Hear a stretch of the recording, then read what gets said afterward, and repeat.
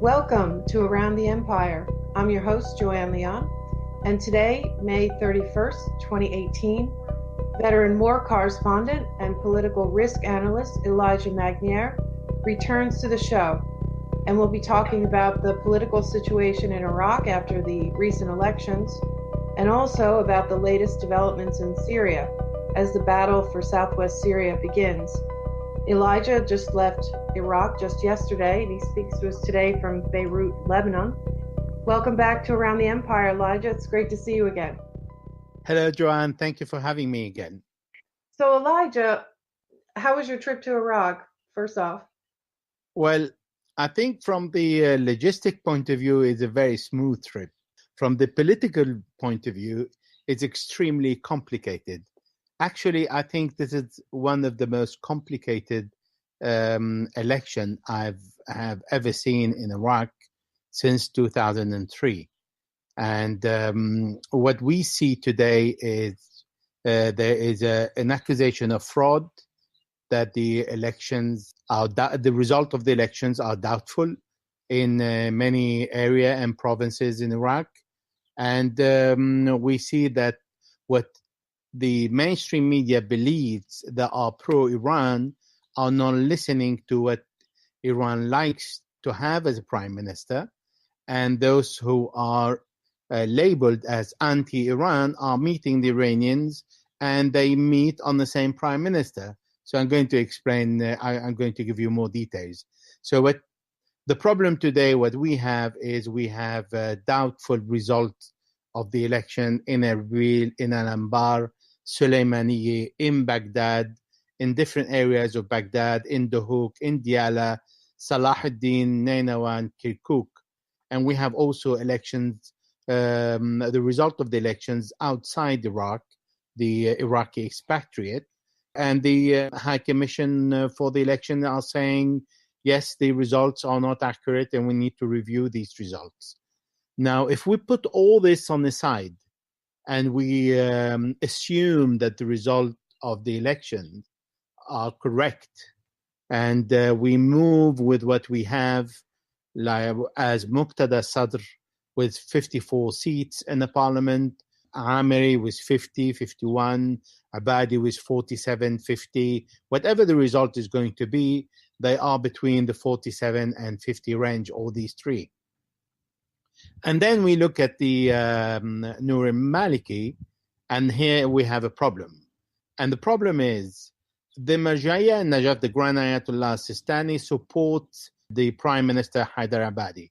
I have a personal confirmation of that, and I know that the Grand Ayatollah Sistani approves the second term for Abadi. And that's a new development, right? Because didn't he initially refuse to endorse anyone? And you won't hear it. I mean, I said this is on the personal relationship, okay. And I know this is my own information, and it is my own direct contact with the house of the Grand Ayatollah Sistani. Mm-hmm. So basically what we have is we have Sistani supporting Abadi for the second term. We have al-Sadr supporting Abadi. We have Abadi wants to run for the second term. And we have all the other groups, the minor groups, are waiting to see who's going to win and who's going to form the largest coalition and who's going to succeed to have above 165 members of the parliament to be eligible to select the prime minister. I think that our audience is politically savvy on Middle East, but maybe not down to the details. So we'll add a little bit of background as we go along. We have 328 seats in the parliament. And the coalition, the biggest coalition that is capable of forming half plus one of the parliament, will be given the choice to select the prime minister. Right. And half plus one is 165. Okay, gotcha. So al-Sadr with his 54 or 50 or 55 is going to go nowhere. And Abadi with his 47, 50, 51, whatever, he is going to go nowhere. And both together can't form the largest coalition. So they need others. And they need other, if they join, if we have Said Ammar al-Hakim with his 20 seats, they still have around 120, 118. And also they don't have the largest coalition.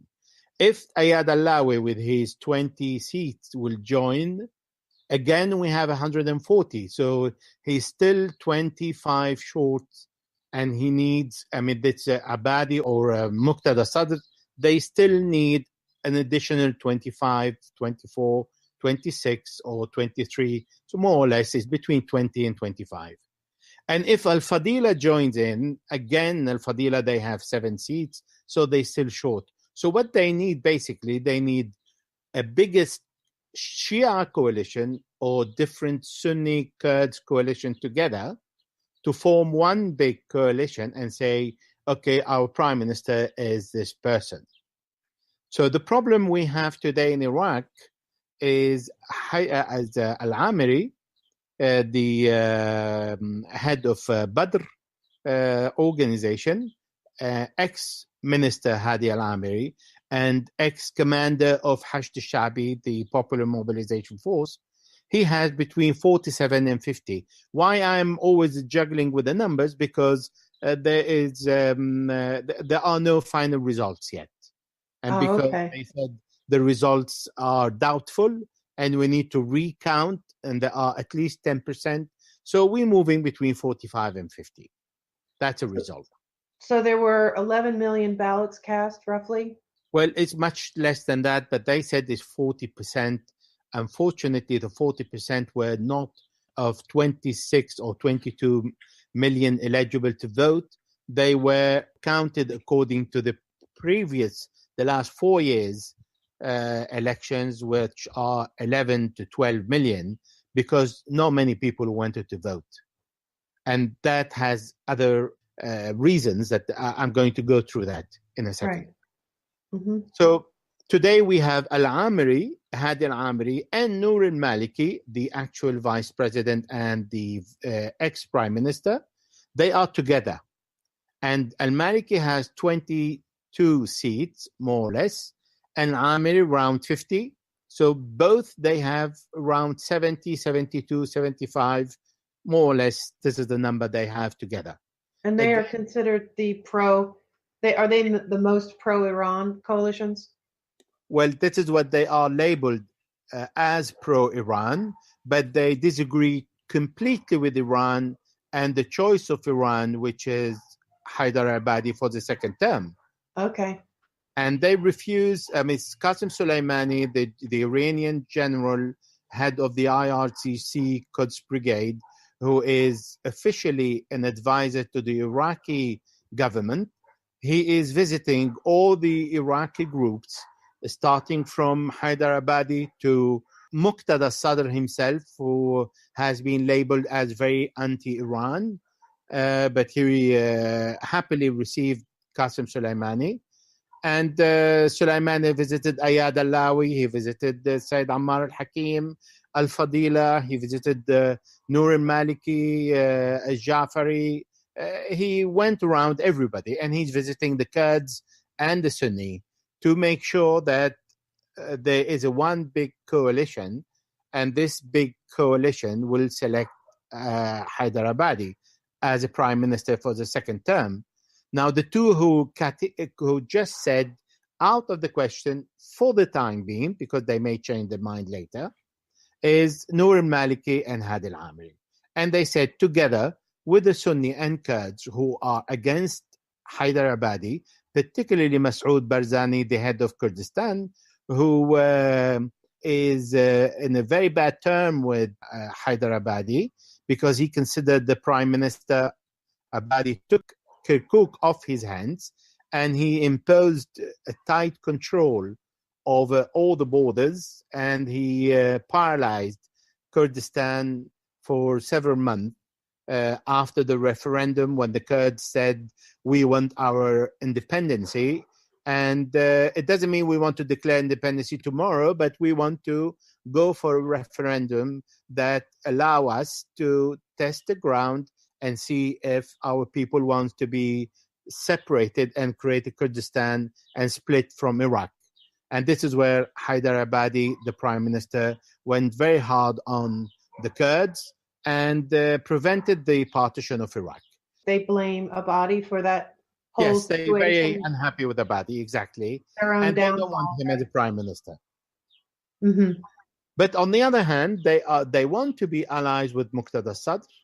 They want to be with the Sunni and the biggest Shia groups, because on their own they can go nowhere. And therefore, there is a big dilemma here. Unless Hadi al-Amri and Noor al-Maliki accept to join the party and accept to be part of the biggest five Shia coalition, to form the biggest coalition, one single coalition, and select the prime minister, is not going to happen. Yeah, that doesn't, it sounds like a gridlock there. Are you saying that Soleimani is the one who has the best ability to bring these people together? Well, yes. To be honest, yes, he is, because the highest authority in Iraq is the Grand Ayatollah Sistani, and he doesn't want to interfere. And he said, I am not going to support anyone. He can say to in private to selective people, yes, I want Haider Abadi and I support Haider Abadi, and Haider Abadi is a good candidate and he needs to be given another chance. But he's not going to come out and say, I want Abadi as a prime minister. The reason why Sistani doesn't come out to say to everybody, I want Abadi and impose them, because if Abadi doesn't fight corruption, he doesn't reform the government, he doesn't select the right people in the right place, and he doesn't rebuild the country and create a solid infrastructure and bring the Iraqis, Sunni, Shia, and Kurds together for a national reconciliation, then people will come out and say to Sistani, well, it is your fault because you asked us to support Abadi. We supported him, and look what he is doing. So he really doesn't trust any of the main players here, and he is, would you say that he's representing the people, and he's afraid that these political figures, will just collapse in corruption again, and the people will lose yet again? It's extremely difficult to explain that even on the radio. So Okay. I'm going to try to explain it. So Sistani is looking for a perfection, and there is no one perfect in Iraq. And he's looking for someone who can fight corruption, and this is impossible to fight corruption by all means. He can reduce the corruption, reconstruct the country, and that is impossible because the country is under heavy debt and the infrastructure is destroyed. The cities are destroyed because of the war against ISIS and in need of around $100 billion.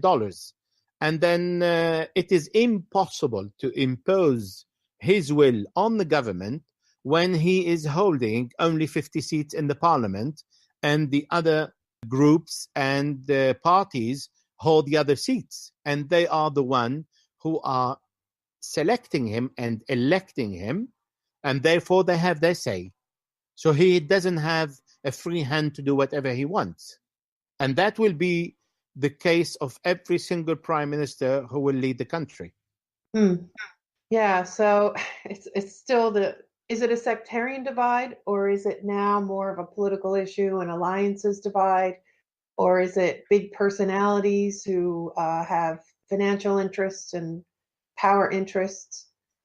Well, it's not really sectarian, because today the sectarian aspect has gone down really to a bottom level in Iraq and is regaining the status as before 2003, where Sunni and Shia were united.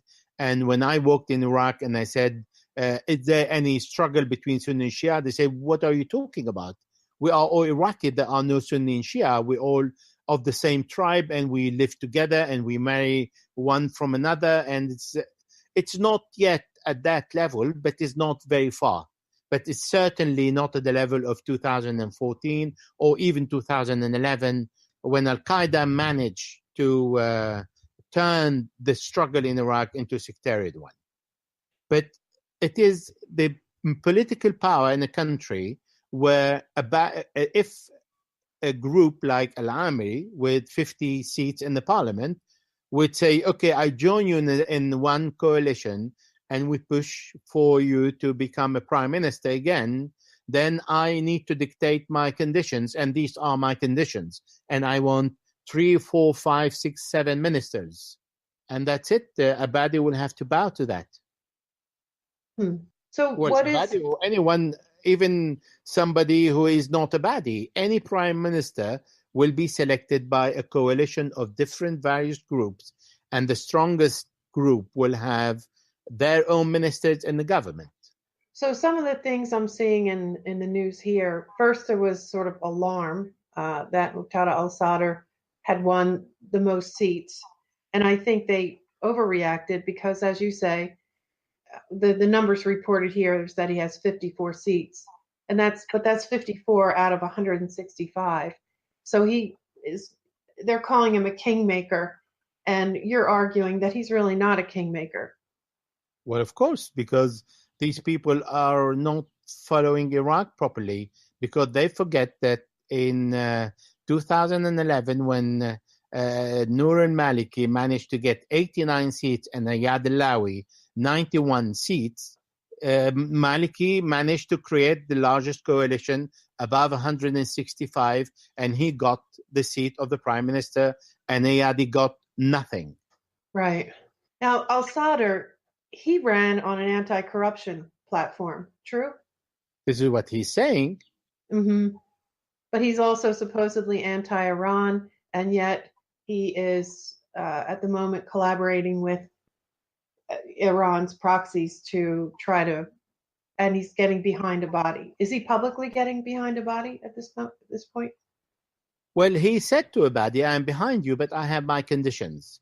Oh, and okay. He is not anti-Iran at all. He is angry with Iran. He's very angry with Iran because Iran supported several leaders of various groups today, like Harakat al-Nujaba, like Kataib Imam Ali, like Asaib Ahl al-Haq, and all these are led by commanders who were in Jaish al-Mahdi and in Muqtada's office. And that happened in 2008, from 2008 to 2011-12, when some of these, like the commander of Kataib Imam Ali, was the commander of Jaish al-Mahdi in 2003-2004 in Najaf, but he was kicked out from his function by Muqtada because he was judged too violent. And Qais al-Khaz'ali, who was the head of Asaib al-Haq, was the aide de camp of Muqtada al-Sadr.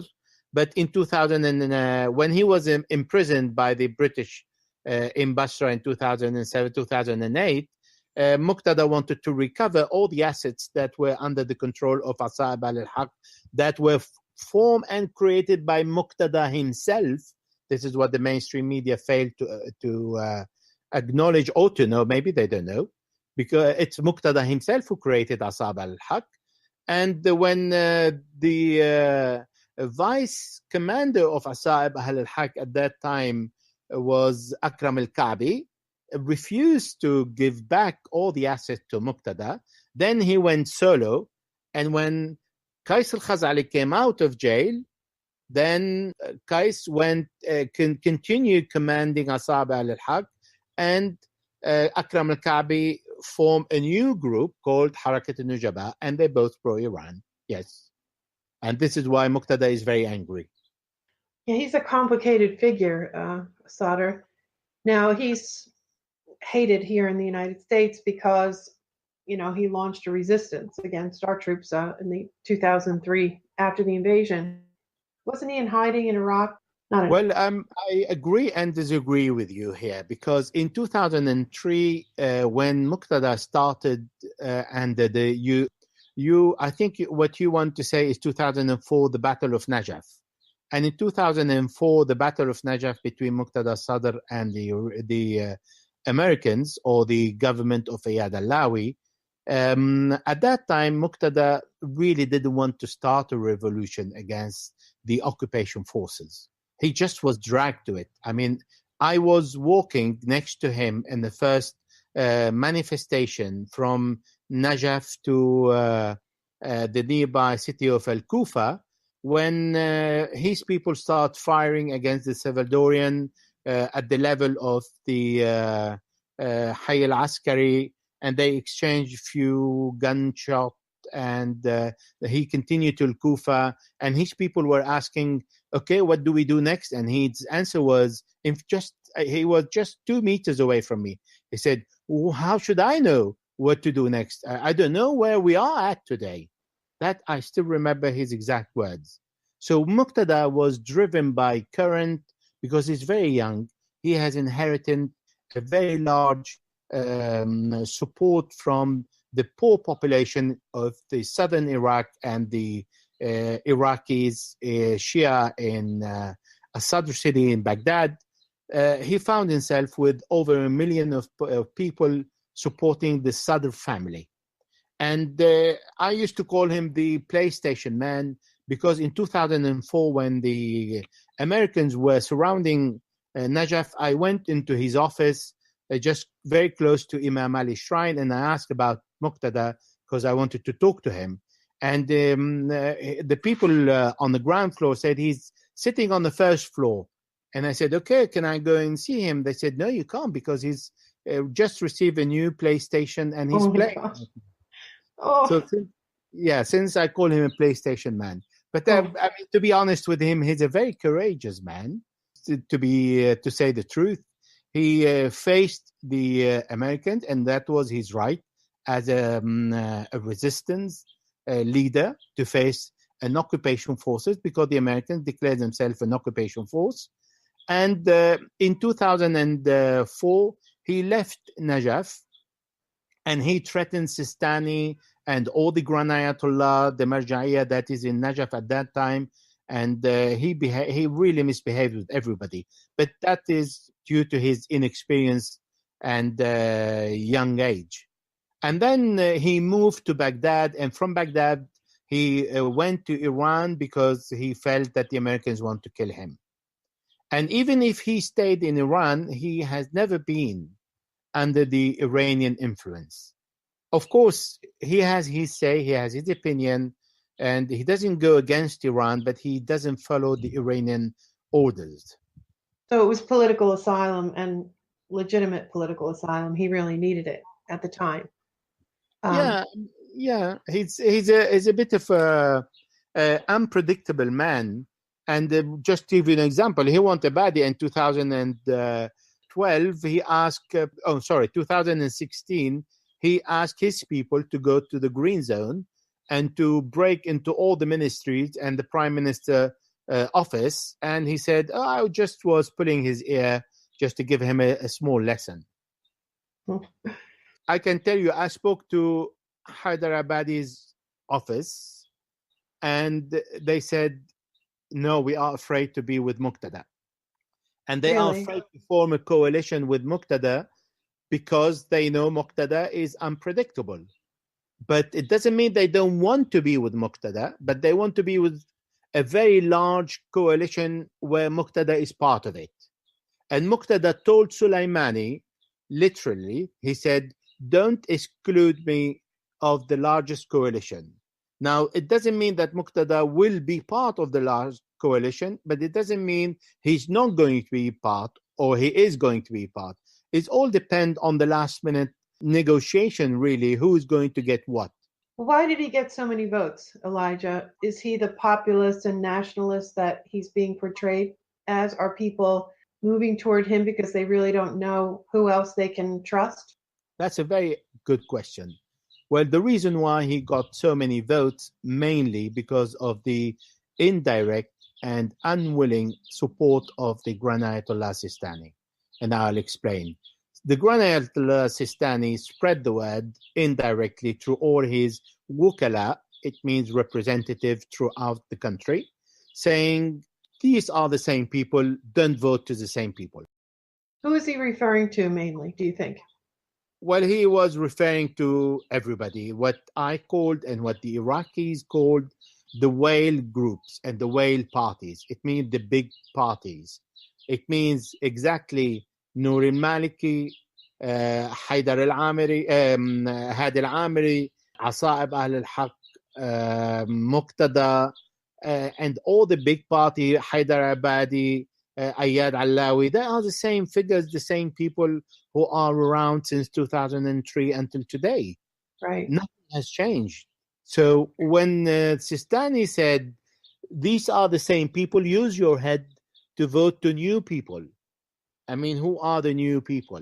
There are new people within the whale parties. There are new people within the big groups, but they're still the same big groups. And because people didn't vote, in Iraq, I was in Iraq during the election, people were in their shops saying, no, I'm not going to go to vote. These are the same people. I don't know who to vote to. They didn't give me anything. They didn't offer anything. We still don't have electricity 24 hours a day. We're still struggling. We still need to struggle with all our paperwork. We still don't have the right infrastructure. The country is not moving. They're stealing the country. No, I'm not going to go to vote. And that was the majority in the street. And people didn't go to vote. So who voted? The poor people who are in the southern Iraq and in Baghdad, and these people who really don't know anything but the family of al-Sadr. And also Muqtada played very well the election by going with the Communist Party, and he used the vote of the Communist Party to gather the largest votes. But to tell you honestly, the person who managed to get the larger vote in Iraq as an individual was Noor al-Maliki, was 90,000 in Baghdad. He's still popular. He is popular, yes. The Sunni speak to Abadi, like I'm not going to say who, but one of the vice prime minister I've talked to, he said, I went to visit Haidar Abadi, and after a couple of hours of conversation, I took a small chocolate on his desk. And Abadi stood up and said, oh, I'm sorry, I didn't offer anything. He said, no, don't worry. I'm just taking this piece of chocolate just to tell my people that I've got something out of you because you gave me nothing. Oh my gosh.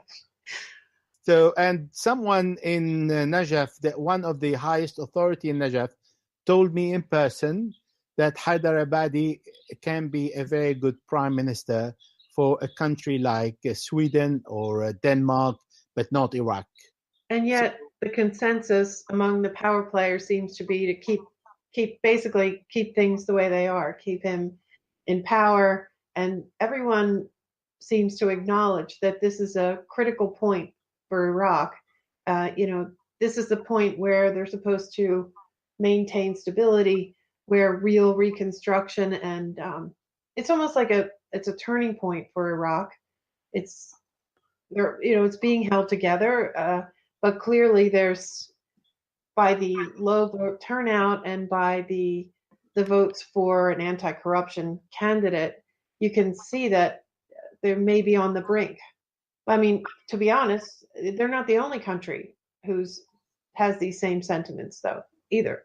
I mean, there are plenty of countries around the world where there are populist uprising or people just giving up on the electoral process and feeling like they're not represented by any of the parties or representatives in their governments. Well, I tell you something I've heard everywhere, that Haidar Abadi, everybody believes he's a clean person. He's not corrupted himself. But the government, members of the government are corrupted. Some of the members of the government are corrupted. But if it is a turning point to Iraq, I really don't want to exaggerate. Knowing the Iraqis, yes, they will complain. They will say nothing has changed. And then what? They keep going. They will survive. They've survived Saddam Hussein.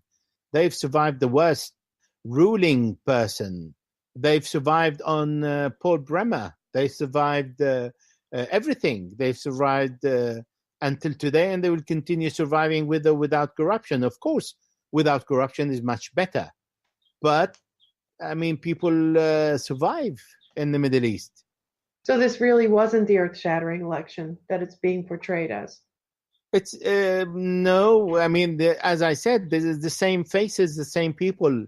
Today, Haider Abadi came up 4 years ago because Sistani came out for the first time and said Noor al-Maliki is not going to be a prime minister again. And that was the first time Sistani says it, and he wrote a paper and sent it to Baghdad with his signature saying no to Noor al-Maliki. But then Noor al-Maliki has 22 seats and he has a say. And Ayad Allawi is around since 2003 and he's still around today with 19 seats in the parliament. The Al-Hakim family were around and still around. The foreign minister Ibrahim Jafari was the prime minister. Today he is around and he has votes in the parliament.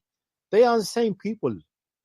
And when I asked once the Grand Ayatollah Sistani, you don't have other candidate to promote? And he exactly said this, from where do I bring other candidates? These are the people that are available in Iraq. I'm surprised that he isn't sort of grooming a new candidate that he would prefer. He wouldn't dare, because then he will be crucified by the population if this person is not allowed to succeed. Because one person can't do anything. This is what Haider Abadi said. Haider Abadi answered Muqtada. Muqtada said, I want technocrats. I want people with a specialization to occupy every government. And Abadi said, yes, but from the parties that are available. So he's not going to bring a doctor from the Blue Moon. This doctor who is going to look after the health ministry is going to belong to a specific group that helped the prime minister to reach his position. Do you think it's impossible for a political candidate to form a new party, an independent party, if you will? Like, are they ever going to be able to break this mold of this power struggle and the same powers, being in place since early 2000s? Do you know any country in the Middle East that was capable of reaching that level? If we talk about Lebanon, Iraq, Iran, Iran, they are free election and there are democratic election. But if we talk about Jordan, Saudi Arabia, Bahrain, Kuwait, the Emirates, Syria, all these countries in the Middle East, at the exception of Iran, they all have the same faces since decades. Well, we have the same problem here. We have, two-party stranglehold on this country, and you need enormous resources to. We understand. We do understand that. I know it's different. The politics are different, but that particular situation is the same. Well, it's much more fun in the U.S. today. You have Donald Trump. Well, yeah, he was an outsider, that's for sure. He basically used one of the parties, and no matter what they did to try to kick him out, and still do, they have not been successful. On the Democratic side, they were successful in extinguishing Bernie Sanders, the outsider on the Democratic side. But that's not to say that it couldn't happen. So, yeah, you're right, actually. You probably have a more accurate view from the outside than I do, mired in it here.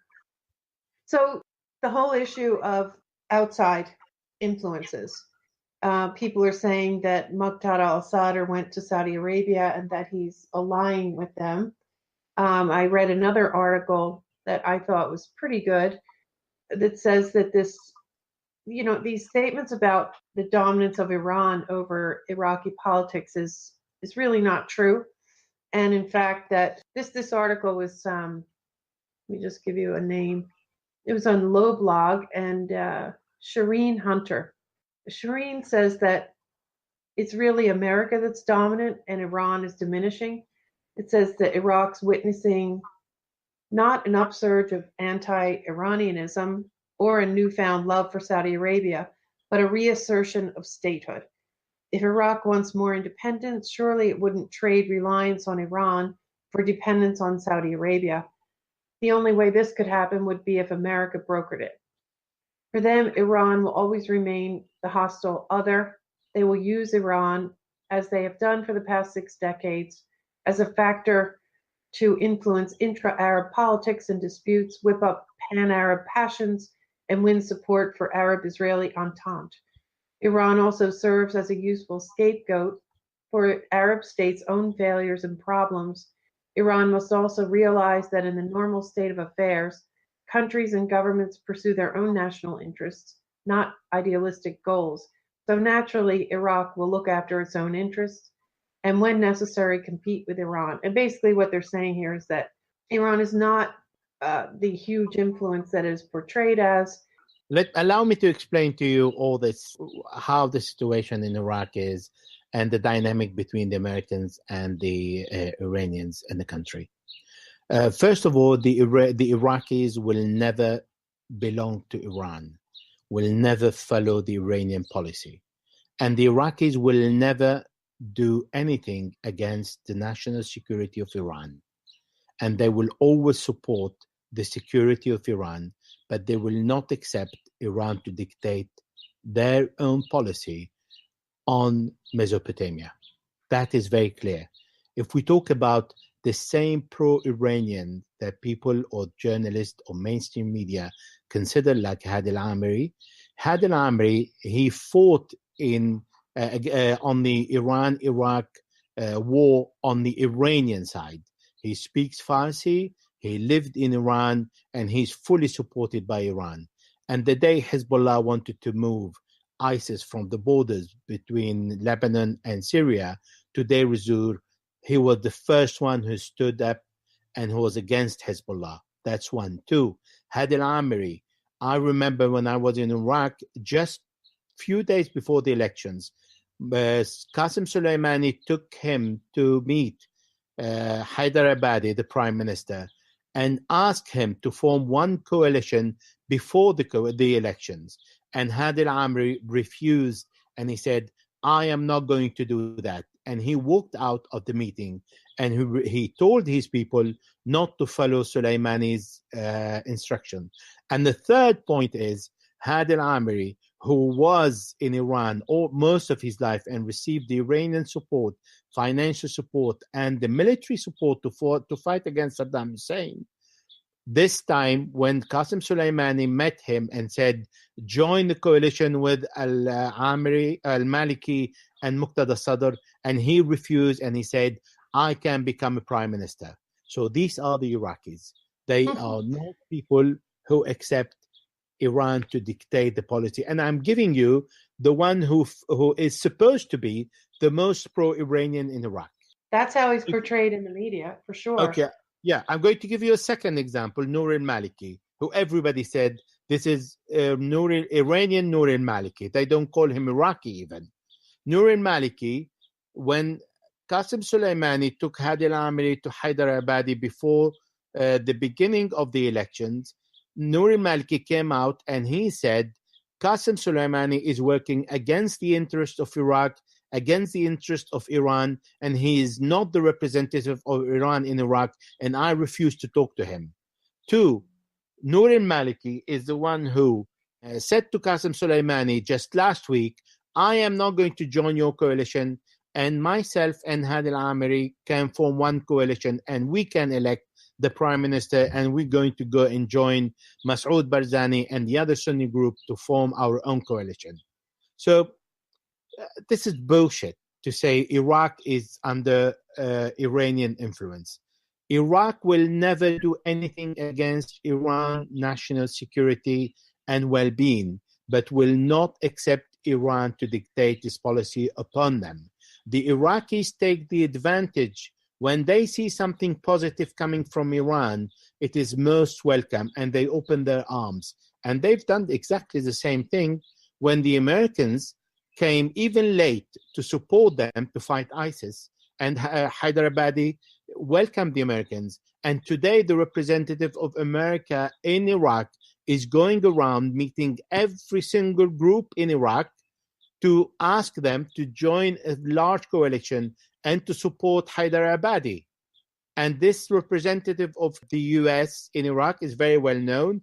He is also the representative of the US in Syria, and he goes around visiting everybody. And the Iraqis are happy because they can see a possibility to unite together to form one coalition. The Iraqis welcome the US training to their troops in the country, but they will never accept the US occupation of the country, and they will certainly not accept Trump to dictate his policy on the Iraqis. Now, the third is Saudi Arabia. Yes, Muqtada visited Saudi Arabia. He went to see Bandar bin Sultan when he was hiding in Iran, afraid of the Americans, and Bandar bin Sultan was the head of the intelligence, the Saudi intelligence, and Qasem Soleimani was saying, what the fuck this man is doing? He's here and he's going to Saudi Arabia. He's not even consulting me. He's not even telling me what he's doing, what is his plan, what the purpose of his visit, what he sees positive in going to meet the head of the Saudi intelligence, who is working against Iran and Iraq, and he's financing Al-Qaeda in Iraq.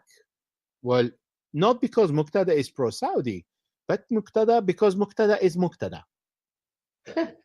So that's why he went to Saudi Arabia? Well, he went to Saudi Arabia because he likes to present himself as a leader above Sayyid Hassan Nasrallah in Lebanon. Because I still remember in Iraq when I was there in 2003, 2004, until 2005 or even 6, his posters were everywhere. Him in Iraq and Nasrallah in Lebanon joined in one poster to say, we both are alike. But then Muqtada felt, no, I'm not going to be like Nasrallah because I'm much more important than him. So he used to say, well, I went to see the Grand Ayatollah Sayyid Ali Khamenei in Iran, and I told him what his policy should be for the benefit of his country. So he put his level at the level of the leader of the Iranian revolution, Sayyid Ali Khamenei. So that's Muqtada. Okay. It's extremely complicated. I mean, I need to write a book about Muqtada, and that would not be enough to explain who is Muqtada and how he thinks. Because I don't think Muqtada knows himself what his next plan is. Yeah, a guy with a lot of power and not sure what to do with it. Yeah, but I mean, his power is used locally. And he bully people, he bully groups. He sent his group to the Green Zone to attack all the institution there. And the reason why the army doesn't clash and go to destroy his people, because they say we're not going to create a civil war in the country. Well, that's good. Yeah. So Abadi, just real quick on the outside influence. Abadi, some people say he's America's guy. Other people say he's Iran's guy. You're saying he's neither, right? Well, of course, Abadi, I can assure you, he criticized overtly Soleimani from the first beginning. First, Soleimani didn't want him. And Soleimani worked against Abadi and tried to prevent him from becoming a prime minister in the first term. Secondly, after 1 year, Soleimani was planning to remove Abadi and was trying to create plots behind Abadi's back that, to Abadi's knowledge, and he was saying, no, Abadi is not the right person, but the Iraqis didn't listen to Soleimani, and Abadi went on. And I know that Abadi refused to meet Soleimani in many occasions, and even he allowed him to wait outside his office for many hours before receiving him. And that is in the Middle East a kind of an insult for the level of Soleimani and who he represents, because he still represents Iran. And when the Iraqi army and the Iraqi counterintelligence forces liberated Kirkuk and get back to Kirkuk, there were news everywhere that Kirkuk is back to the control of the central government in Baghdad due to Soleimani. And this is when Abadi came out and said, someone coming from Mars or from I don't know which planet pretend that he has liberated this city or that city. He was completely pissed off by Soleimani, and he took a more radical stand against him. Now, having said that, Abadi is not anti-Iran as a country. He may not go along with Soleimani, but he's not against Iraq. He's not against Iran. He is not against Saudi Arabia. He is not against the Americans. He is not against the British. He wants a good relationship with everybody, and he wants the benefit of his country in the best of his ability and as much as he knows and he can do. Well, then it makes sense why people see him as the person with the ability to form the biggest coalition, which is that seems to be what they have in common. They want the largest possible coalition in parliament, number of seats in parliament. Is that true? Well, no, Abadi is not in a position to form any coalition. Abadi is in a position to say, yes, I would love to be a prime minister again, and can we form a big coalition that accepts me as a prime minister? This is what he's doing. There is nothing in his power. He has too many enemies, political enemies. Muqtada al-Sadr wants to dictate his will upon Abadi, and he's so unpredictable that Abadi is afraid of him. Mm-hmm. Now, if Abadi join Al-Amri wants to be a prime minister himself. So he's saying, well, I wish Amri changes his mind. And he joined one coalition and they accept me. And I'm ready to listen to their demand and see how we can work together. Nobody in Iraq today is in a position to say, I am the kingmaker. Is it true that Amiri and Maliki, they have a good relationship with the Kurds and the Sunnis? Yes, of course. Right. But at the end of the day, the Kurds and the Sunni will look after their own interest and see who is going to be able to form the biggest coalition, so for them to join and have their own share. So today there are two envoys, an Iranian envoy and an American envoy, and they both working to try to ask the Iraqis to come together and to form one big coalition capable of going ahead with forming a government in Iraq. And it doesn't mean they're working together, they're working parallel. It doesn't mean they are one against another. They have the same candidate and they have the same objective. But that is coincidence. Yeah, it's coincidence, but it seems to happen over and over again that even though, we state that Iran is our enemy, we are working toward the same goals with them. Well, yes, I mean, Iran fought against ISIS in Iraq and fought against ISIS in Syria and used all its resources in Iraq when the Americans were delaying their support and allowing ISIS to expand in different cities. Iran went to support the Iraqis, and Iran went to support the Syrians, and they work for the same goal in fighting terrorism, even much better, because today there are ISIS in Syria in the northeast protected by the Americans, and there are no ISIS anywhere in the world protected by the Iranians. Yeah, it's here we go again. And I'm talking about our stated goals. I'm not talking about this dual goal that we have in Syria, where we claim to be fighting against ISIS, but then we are using them to work against Assad. And I guess that's a good time to segue, if we could, to just spend just a little time on the latest developments in Syria. I noticed Assad just warned that he said that use Iraq as an example, and you would expect him to say this. The U.S. occupation of parts of Syria has to stop, and look at Iraq and use that as a warning. The other article that you wrote recently, if I can just segue, does that make sense to segue over to Syria at this point? Yes, of course. Yes. Okay. So your latest article says South Syria to return within the control of Damascus with or without a Russian-Israeli deal. And we're on the brink, it seems we're on the brink of a battle for southwest Syria. And we know that Russia, the U.S., Israel, and Jordan are working together to try to come up with some kind of a plan to avoid, I guess, a major battle. and we have Damascus being determined to take that territory back. It's right now occupied by, let's see, there's ISIS, Al-Qaeda, and other guys there, right? Yes. And we're talking about the main focus area is Quneitra, is it? Yes, Quneitra and Daraa. And Daraa, right. So you're saying that, Russia seems to be trying to hold Damascus back a little bit, or is not willing to go as far as the Assad government is.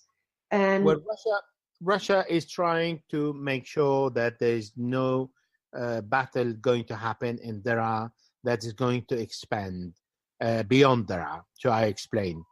The Syrian government is determined to recover and liberate the entire south of the country. Today, there is the south and the north. In the capital, around Homs, Hama, everywhere is liberated, at the exception of a small pocket. Well, small, it's still 5,000-6,000 square kilometers in Al-Badia, close to Sukhna and south of Al-Bukamal, and this is where there is ISIS. And then we have the Turks in the north with Idlib, and then we have the Americans from Manbij to Al-Hasaka with the Kurds. And the only remaining pocket is in the south, and it's a small pocket. You have ISIS pocket on Quneitra, on the borders with the occupied territory in the Golan Heights and Jordan. And that is ridiculous, because why ISIS should remain there? There are between 14, 15 villages, but main 8 villages, and there are 1,500 men belong to the Jaish Khalid bin Walid, that is kind of ISIS, and they are doing the same business as usual, chopping heads, cutting hands, throwing people from elevated building, and imposing the Sharia law on the Syrians in that area. Can I interrupt for 1 second? The Bin Walid group, is that a new coalition group? I mean, I thought there were disparate groups in this area. Can you tell us who's there right now? Jaish Khalid bin Walid is a group that declared loyalty to ISIS indirectly, so they didn't claim that and they didn't declare it, but they have all the documents, and there are many documents around showing that they were in direct contact with Raqqa when ISIS was maintaining Raqqa as the main city and the capital of ISIS in Syria. Therefore, we call them ISIS, and they have another name, Jaish Khalid bin al-Walid, the army of a Muslim commander at the time of the Prophet Muhammad. So this is the name, and we call them ISIS, which is more simple. And this group is in small area, and they are only 1,500. When the Syrian army managed to remove 30,000 of all jihadists from Ghouta, they're not going to fail to remove 1,500. And these 1,500 were tolerated by the Israelis and by the Jordanian and by the Americans and everybody. And they don't want them to be removed for no reason. So the Damascus is saying, I want them out, and I want to recover the land, and I want to take back the territory. And there are also Al-Qaeda in the south in Daraa, because Daraa is divided in 2 parts. And in the south of Daraa and the cities around Daraa, there is Al-Qaeda and Syrian rebels who are allies with Al-Qaeda in the area. And the Syrian army is very comfortable today with a very large number, and they're saying we want to liberate the land because we want to liberate the whole land. So the Russians are saying, if you go there and there is a deconfliction agreement with the American that was signed last year, it's going to create a fireback, and the Israelis may react. And if the Israelis react, then Damascus is going to react and bomb Israel or bomb the occupied Golan Heights. And that will create a wider war, or they will create, again, a mixing of the cards and a situation unsuitable for the Russians. And the Russians are saying, I want the end of the war. I want to solve one problem at a time.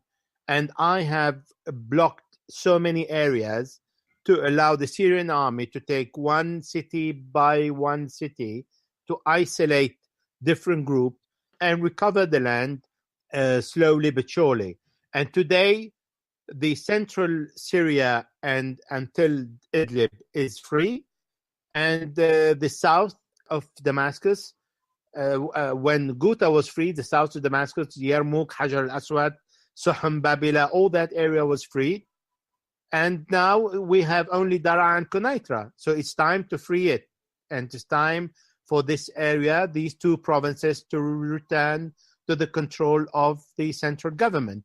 And the Russians are trying to talk to the Israelis and saying, look, the central government of Damascus, with or without me, are going to move in Daraa. And when they move in Daraa, they want to open the Nasib Road, that is a commercial road between Damascus and Jordan, Amman. And this border area is controlled by the jihadists. This area is vital for the economy of Syria. And Damascus is not going to allow jihadists still in control of its territory. And they're going to move in. If you bomb the Syrian army is going to retaliate, and they're going to bomb. And this is what they said they're going to do. And that will lead to a wider war. Right. What do you think the risk is of a wider war breaking out as Syria retakes that territory? Because you said they're already prepared to hold that territory when they take it back, right? There's some local militias who are ready to hold the territory. Yes, I think Israel will stand down and will allow the Syrian army to move in with the guarantee of Russia that no Iranian or Hezbollah are going to be there. And there's no need for Iran and Hezbollah to be on the border, because today Syria is part of the axis of the resistance, and it is like Iran and Hezbollah on the border. So the Syrian army for Iran and Hezbollah is fine to be alone on the border. And since many months, the Syrian army is fighting on its own with the National Defense Forces and with the organized groups, but irregular Syrian groups who are fighting with the Syrian army to recover the territory. And we haven't heard of one Hezbollah killed since many months. We haven't heard of an Iranian killed apart by the Israeli bombing of the T4. And the army is doing well on its own and recovering very quickly, and is going to move in the south. And I think Russia made it clear to Lieberman, who visited Russia yesterday with a large delegation. Among these were intelligence officer and military officer to discuss the situation in Daraa and Konaitra. And what Israel wants is basically for that territory to remain in control of the ISIS, Al-Qaeda allied groups who are currently holding it. They want to call it like a buffer area.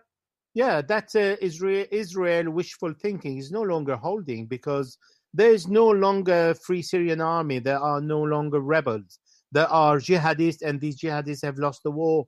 It's finished. Today we see only the end of the war.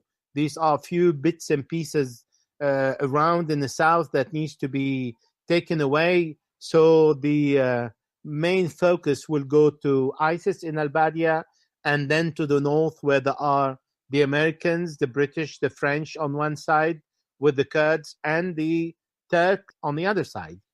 Right. Now, what about the Golan Heights? How far will they stop at Konaitra, or will they? I think they'll stop at Konaitra for now, because Assad is strong enough, but not to start asking the return of the Golan Heights immediately before he recovers, or he engage in political dialogue with Turkey and the US about the north. Would he negotiate away the Golan? No, he won't give away the Golan. Absolutely. He would want it back. But that trade route is really the main thing right now, isn't it? To reopen the trade with Jordan? Yeah, he will open the trade with Jordan on a Nasib border, but the Golan is on the other side, and he wants it back. But he's not going to claim it back now immediately. Right. All right. Well, I've kept you a long time. Is there anything else about the new developments in Syria that you want to talk about? I mean, it's a really interesting subject, especially some of the relationships, particularly relationship between Russia and Israel, is sort of, it seems like part of it is secret. It's hard to understand their relationship. I think the South, for me, is finished. It's going to be recovered by the Syrian government. The only last word I have is for the Kurds. I think it is time for the Kurds to wake up and understand that they are the biggest loser in Syria, and it is time to join back the Syrian government. And I think there is contact with the Syrian government that hasn't ceased. There is a force that belongs to the Syrian government in al-Hasaka, and I think it's time for the Kurds to reconsider their failed policy that they have maintained in the last year, and remember that the Americans are not there to stay forever. Do you think that the Syrian government have the Kurds burned their bridges too much, or is it still possible to come to an agreement with the Syrian government that will, that the Kurds could be happy with? Oh, the Syrian government is ready to strike a deal with everybody. They are tolerating Al-Qaeda, they're tolerating ISIS, they're removing them from one side to another. They are accepting all those who were ex-Al-Qaeda or ex-ISIS or ex-Free Syrian Army or ex-jihadists or whatever to join the Syrian army again, and they accepting them, and they say, okay, we forget about the past, we start again, and they are very flexible. That's true. They have demonstrated that. Yeah. All right. Well, take care, Elijah. Again, thank you so much. I appreciate it. Okay, great. All right. Okay. Take care then. And you too. Cheers. Bye. Bye-bye. And that's our show. Thanks for listening, and a special thanks to Elijah Magnier. You can find Elijah on Twitter at EJMAlRai, EJMAlRai, and you can find his work on his website, ejmagnier.com. We are independent media. We rely on your contributions. This podcast is brought to you with the help of our generous donors. You can pitch in by going to patreon.com/aroundtheempire or one-time donations using the links on our website at aroundtheempire.com. Follow us at Around the Empire. Subscribe to our YouTube channel and our podcast channels at iTunes, other podcast apps. On YouTube, it helps a lot if you subscribe to the channel and use the thumbs up to like the videos. We'll see you next time. Take care.